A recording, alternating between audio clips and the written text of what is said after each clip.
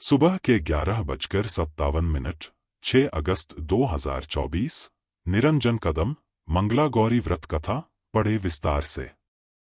मंगलगौरी व्रत कथा इन हिंदी। आज सावन मास का मंगला गौरी का व्रत किया जाएगा। हिंदू धर्म में इस व्रत का विशेष महत्व है।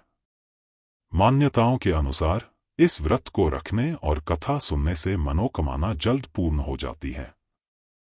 पढ़िए सावन मास की मंगला गौरी व्रत कथा विस्तार से। मंगला गौरी व्रत कथा। सावन का महीने भगवान शिव को समर्पित है और सावन का मंगलवार माता पार्वती को। सावन के मंगलवार को मंगला गौरी की पूजा अर्चना की जाती है। मान्यताओं के अनुसार इस दिन व्रत रखने से मनोकामना जल्द पूरी हो जाती है। सुहागन महिलाएं अगर इस व्रत को रखती है तो उन्हें अखंड सौभाग्यवती होने का वरदान प्राप्त होता है। सावन में मंगलवार को सुहागिन महिलाएं पूरे दिन व्रत रखकर शाम को मंगला गौरी की विधि विधान से पूजा अर्चना करती है और व्रत कथा पढ़ती है। सुबह के 11:57, 6 अगस्त 2024। निरंजन कदम। मंगला गौरी व्रत कथा। एक समय की बात है, एक शहर में धर्मपाल नाम का एक व्यापारी रहता था। उसकी पत्नी बहुत खूबसूरत थी और उसके पास काफी संपत्ति थी, लेकिन उनके कोई संतान नहीं होने के कारण वे काफी दुखी रहा करते थे।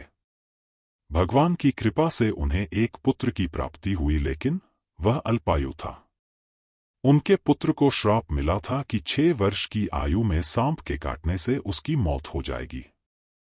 संयोग से उसकी शादी 16 वर्ष से पहले ही एक युवती से हुई जिसका माता मंगला गौरी व्रत किया करती थी। 16 वर्ष की उम्र में सांप के काटने से उसकी मौत हो जाएगी। संयोग से उसकी शादी 16 वर्ष से पहले ही एक युवती से हुई जिसकी माता मंगला गौरी व्रत किया करती थी। परिणामस्वरूप उसने अपनी पुत्री के लिए एक ऐसे सुखी जीवन का आशीर्वाद प्राप्त किया था जिसके कारण वह कभी भी विधवा नहीं हो सकती थी। इस कारण धर्मपाल के पुत्र की आयु 100 साल की हुई।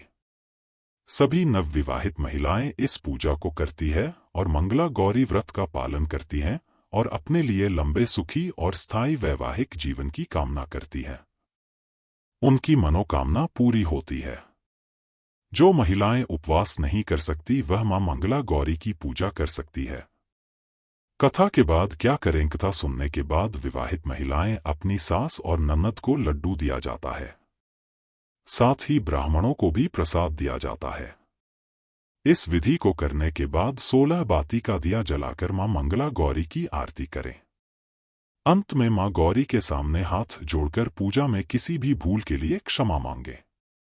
आप इस व्रत और परिवार की खुशी के लिए लगातार 5 वर्षों तक कर सकते हैं।